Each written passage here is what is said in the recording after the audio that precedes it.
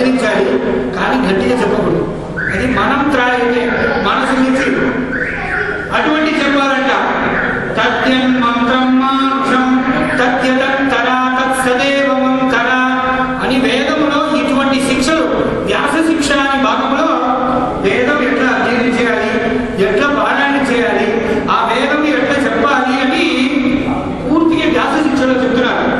ఇక్కడ ఏమంటే అన్ని ఋషులు యోగులు వాళ్ళంతా వెళ్ళక్కరవి తుయిలమంత వ్యక్తిని ఉళ్ళొత్తుకొండు తమ హృదయంలో మునివర్గలు యోగిಗಳು వాళ్ళందరూ కలిపి భగవద్ ధ్యానం చేస్తున్నారంట.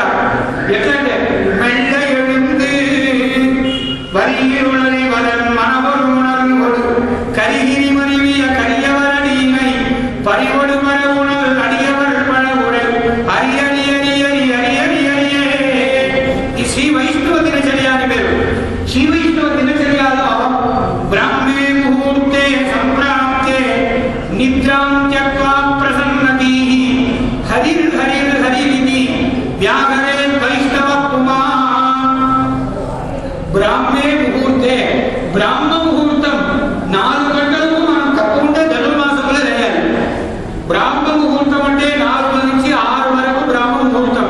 6, 10 ఇప్పుడు సూర్యోదయాన్ని బట్టి అప్పుడు వేసి స్నానం చేసి మణి వస్త్రం ధరించి తిలకం ధరించుకొని అక్కడ అనంతం విష్ణు సన్నిధిలో భగవత్ సన్నిధానానికి వెళ్ళి అక్కడ వేదము దివ్య ప్రబంధము ఇతిహాస పురాణం అన్ని పఠనం చేయాలి.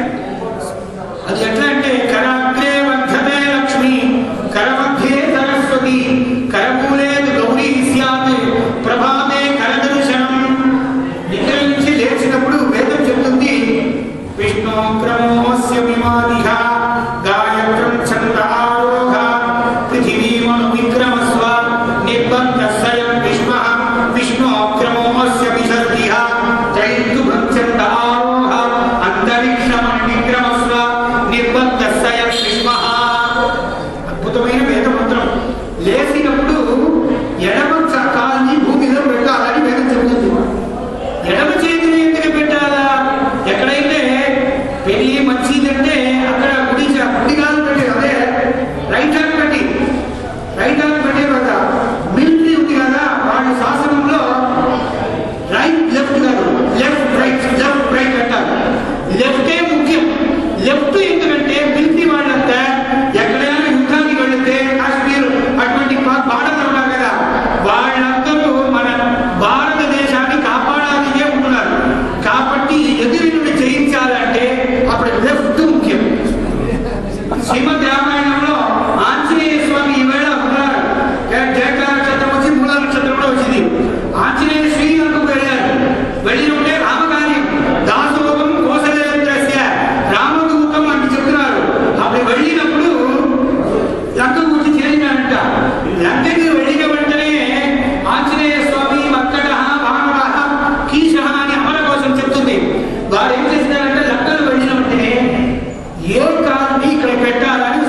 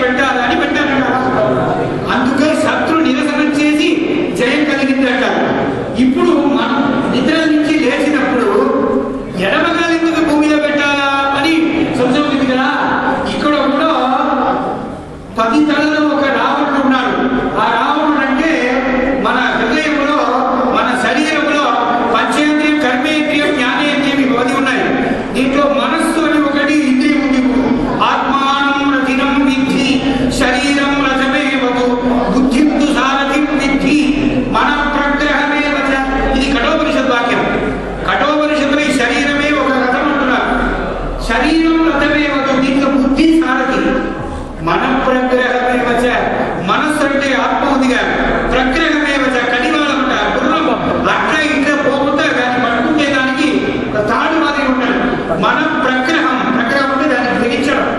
అటువంటిది మన ప్రగ్రహమే ఒకసారి కఠోపనిషత్తులు అటువంటి భగవంతుడు మన హృదయం ఉన్నారు కదా, అటువంటి మెల్ల ఎవరైతే లేచేటప్పుడు నిద్రలు కొందరు నిద్రపోయినప్పుడు లేపుతారు.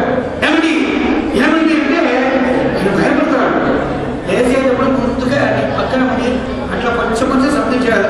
తర్వాత వారు బెడ్షీట్ వేసుకుంటే ఆ బెడ్షీట్ దిగా ఇట్లా ఊపితే ఆత్మనే కొందరు లేకపోయినప్పుడు కొందరు లేచినప్పుడు వారి ముఖం చూస్తే ఏదో దయ్యం వచ్చిందా అని.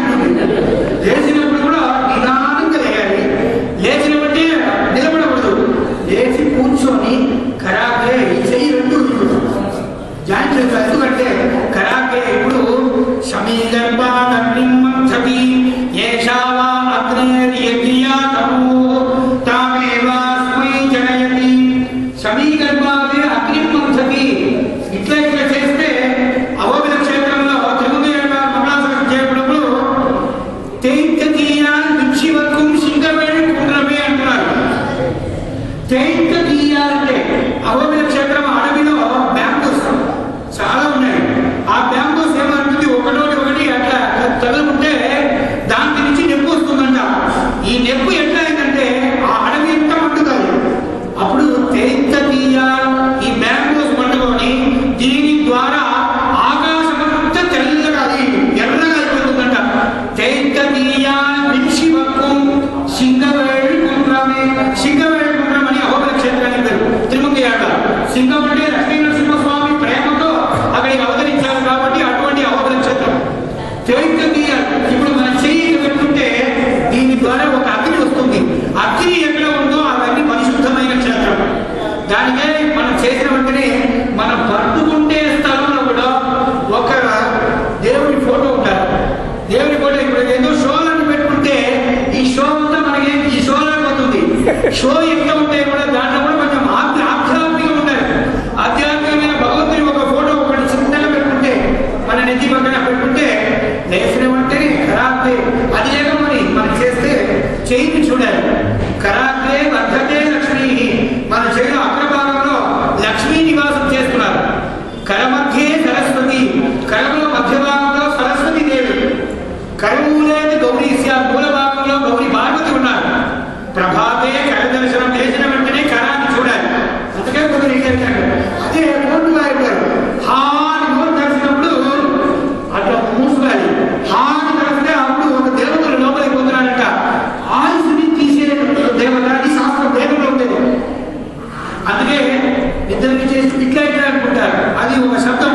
అది అన్ని చోటికి వేస్తే వీర్యాయ హస్త్రాయ భట్ అని మంత్రం ఉంది. అవాముట బ్రహ్మ గజని బ్రహ్మ ఓమం ఓమం అని మంత్రం చేసి అగ్న్యాసం చేయాలి. అష్టాక్షరం చేస్తారు, గాయత్రి మంత్రం చేస్తారంటే ఏమన్నా తెలియకుంటే కూడా ఇట్లా అట్లా చేసి వీర్యాయ హస్త్రాయ భట్ అని ఒక అస్త్రం మంత్రం అంటారు. దీన్ని చేసి తర్వాత జపం చేయాలి. ఇది ఉంటే పక్కన మన ఏ దేవతలు దగ్గర చెడ్డ దేవతలు కాదు. అప్పుడు కోర్టు వారికి పెట్టినప్పుడు మన నోరు కలిసినప్పుడు కొన్ని రాక్షసులు లోపలికి పోతున్నారంట. వాళ్ళు ఏం చేస్తారంటే మన ఆయుష్ని తగ్గు చెప్తున్నారు. నూరంటే ఒక 10 రోజులు దాంట్లో తగ్గిపోతుంది. అందుకే ఓ అని ప్రణవం కృష్ణాయ మహాగోవిందాయ అని చెప్పి ఔషధం జాహ్నవి ద్వయం వైద్యో నారాయణం అని మందు వేసుకున్నప్పుడు చెప్తారు. అలాగే కోర్టు రాసినప్పుడు చెప్పాలి. పరమూలే గౌరీ స్యాతే ప్రభావే కరదర్శనం. అటువంటి దాంట్లో మనం లేచినప్పుడు ఈ శరీరంలో కూడా ఇంద్రియం అనే ఒక రాక్షసుడు రావణేశ్వరుడు ఉన్నాడు. ఈ లంక ఏదంటే మన శరీరమే ఒక లంక. ఈ లంకలో రావణేశ్వరుడు ఉన్నాడు. ఆ రావణేశ్వరుని పోగొట్టి మనం పవిత్రమైన భగవద్ ధ్యానం చేయడానికే ఇటువంటి విష్ణు క్రమోస్యభిమానిగా. అందుకే వెள்ளత్తరవిల్ పుయిలవంత విత్తినై మెళ్ళెందు నిదానంగా లేచి కూర్చొని తర్వాత ఎడమగాలి. ఈ ఇంద్రియంని మనం గెలిస్తే కదా భగవద్ దర్శనం మనకు కలిగేది. కాబట్టి ఇంద్రియం జయించడానికి ఎడమగాలి భూమిలో పెట్టాలని కాదు. ఇక్కడ శత్రువులు ఉన్నారో అక్కడ ఎడమ చేదు అని శాస్త్రం. అందుకే పెళ్లి అయి వచ్చినప్పుడు మన గృహప్రవేశం చేసినప్పుడు ఎడమగాలి పెట్టకూడదు. అప్పుడు కుడి పెట్టి మంచిగా లక్ష్మీకరంగా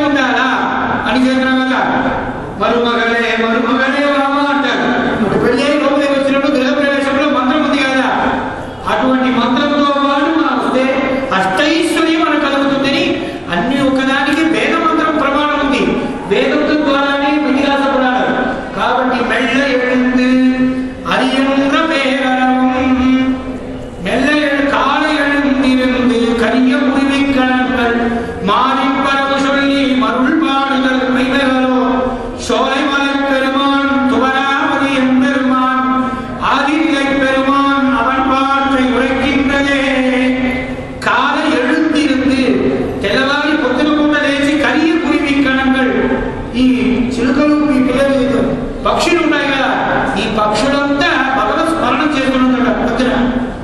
అందుకే కాల எழுந்திருந்து కరియ కురిమి కణంగల్ మాయిన్ వరము శరీరం. కాబట్టి మెల్ల எழுந்து వీళ్ళంతా నిదానం చేస్తున్నారు. ఎందుకంటే అక్కడ మార్గం ఎంతో కోయిలమైతే మాధవనిన్ను దైవத்தை నాటి మార్గం అంటే హృదయం ఒక దేవాలయం.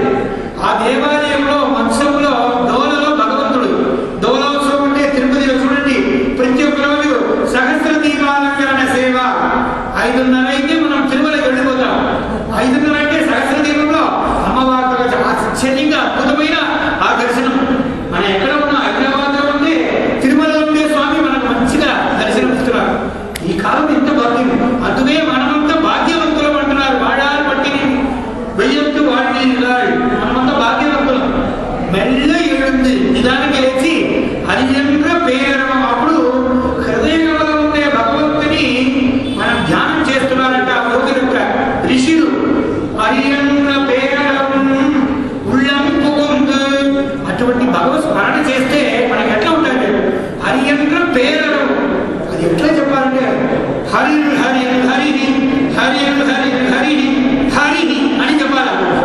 హరినామ సంకీర్తనం చేయాలి. తెల్లవారి లేచినప్పుడు నక్రాంద్రే కరీంద్రే ముకుళితనయనే ములములే దికిన్నే గజేంద్ర రక్షణ త్వరితం భవంతం గ్రహైరిమానం విషయైర్వికృష్టః అపార విజ్ఞానదయానుభావం ఆప్తం సగామటభుజం ప్రపద్యే. గజేంద్ర వృత్తాంతాన్ని మనం పొద్దున తెల్లవారి స్మరించాలి. ప్రపన్న జనపాతేయం ప్రభిక్షూనాం రసాయనం శ్రేయసే జగతానేతత్ శ్రీమదష్టభుజాష్టకం శరణాగత సంగ్రహణ త్వరా విహునబాహున హరినా వెంకటేశీయ స్తుతి స్వీక్రియతామ్యం. నేను తెల్లవారు లేచి హరిర్ హరిర్ హరిహి. హరిహి అంటే లక్ష్మీ నరసింహస్వామి అంటారు. కాబట్టి ఆంటారు గోదాపరిణయంలో హరిముఖ నచ్చుదం కైవైత్ పొరిముఖం తట్ట కణాకండే తోడిన అని గోదాపరిణయంలో ఎవరు వచ్చి నన్ను బాడిగ్రహం చేస్తున్నారంటే లక్ష్మీ నరసింహస్వామి వచ్చినారని పెద్దవాళ్ళంతా భగవత్ విశేషంగా అనుభవిస్తారు. కాబట్టి హరిముఖ నచ్చుదం. హరి అంటే అదే హరి అంటే సింహం. హరిముఖ నచ్చుదం సింహముఖంతో లక్ష్మీ నరసింహస్వామి. హరి అంటే శ్రీమన్నారాయణుడు. శ్రీమన్నారాయణుడు అంటే ముఖం అంటే ముఖం వరదరాజస్య అని సింహముఖంతో ఉండే స్వామి వారే నన్ను పెళ్లి చేసుకున్నారంటున్నారు. హరిముఖ నచ్చుదం కైవైతే పొరిముఖం తట్ట కనాకంటే నేను రాజవం జుహోతి అని లాజవం పొరితో హోమం చేయాలి. ఈ మంత్రం అద్భుతమైనది. అటువంటి మంత్రాన్ని అగ్నిలో చేర్చి మేము దాంపత్యంగా ఎప్పుడు ఉండాలని ప్రార్థన చేసే మంత్రం. అటువంటి మంత్రం కూడా హరిముఖుడు అచ్యుతుడు ఆ లక్ష్మీ నరసింహుడు. మెల్ల ఎవరంటే హరియంద్ర పేరం. అప్పుడు భగవద్ ధ్యానం చేసినప్పుడు గట్టి చెప్పాలి. ఈ మంత్రం పేరం అంటారు. అందరి చెవులో వినబడాలి. పొద్దున తెల్లవారు చేస్తే దేవతలు ఎన్నో దేవతలు ఉన్నారు. ఆ దేవతలు అస్తు దేవతలు అని కొంటారు. అస్తు దేవతలు అంటే అది ఎక్కడ తిరుగుతూనే ఉంటారు. వాళ్ళు ఏం చెప్తారు? తథాస్తు తథాస్తు స్వామినా స్వస్తి మంత్రాంత సత్యాసనఫలా సంతతి భవంతో మహాత్మో విన్నత్తు అయంచ ఆలయః ఉత్తరోత్తరమభివృద్ధం భూయాతి భవంతో మహాత్మో విన్నత్తు అంటే తథాస్తు తథాస్తు అని అంటారు. తథాస్తు అంటే అలాగే అట్లనే మన ఇంట్లో తెల్లవారు లేచి ఏమైనా చెడ్డ మాటలు కొట్లాట మాటలు పెట్టుకుంటే తథాస్తు తథాస్తు పొద్దు నుంచి రాత్రి వరకు కొట్లాడితే ఇంట్లో ఉండని తథాస్తు అంటారంట. అందుకని లేచినప్పుడే మంచి మాటలు, మంచి స్తోత్రము, మంచి భక్తి ద్వారా మనం ఏమైనా చేయాలి. అందుకే వాళ్ళ అస్తు దేవతలు వచ్చి తథాస్తు అంటారు. అందుకే మెల్ల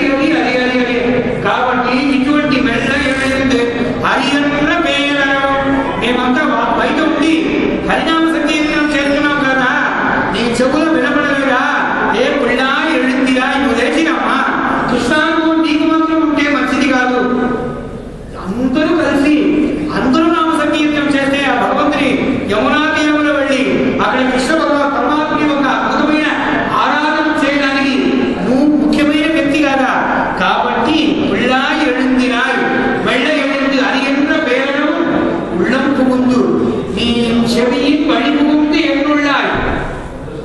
ఒకసారి నమ్మాళ్ళవారికి భగవంతుని తిరుక్కాట్కర కేరళ దివిదేశంలో, కేరళలో మలయాళ దివిదేశంలో తిరుక్కాట్కరై అని ఒక క్షేత్రం. ఆ తిరుక్కాట్కరైలో నమ్మాళ్ళవారు స్వామిని మంగళారాధన చేయడానికి వెళ్ళారంట. స్వామి ఈవేళ షడగోప స్వామి నమ్మాళ్ళవారు మనమందరం తమని మంగళారాధన చేయడానికి వస్తున్నారని రెడీగా ఉన్నారంట. ఏమంటే మీరు ఒక పోటీ ఏమో తిరుక్కాట్కరైలో ఉన్నారు కదా, వారి கொண்டு உன்னை விழுங்குவன்கான் என்று ஆரோக்க என்னை ஒழிய எண்ணில் முன்னம் பாரித்து தான் என்னை முற்றம் பருகினான் காருக்கும் காக்கரையப்பன் கடியனே. ఓహో ఈవేళ నమ్మాళ్ళవారు వస్తున్నారు. ఆళ్వార్ తిరుమలలో స్వామి నమ్మాళ్ళవారు ఒక అత్యద్భుతమైన అవతారం. ఈ కలియుగంలో మన పాపమంతా చెడగొట్టి సాక్షాత్ భగవత్ శరణాలయాన్ని కలిగించే స్వామి ప్రపంచ జన కూటస్థ స్వామి నమ్మాళ్ళవారు. ఆ నమ్మాళ్ళవారు అక్కడ వెళ్ళినప్పుడు తిరుక్కాట్కరకు వచ్చేసారంట.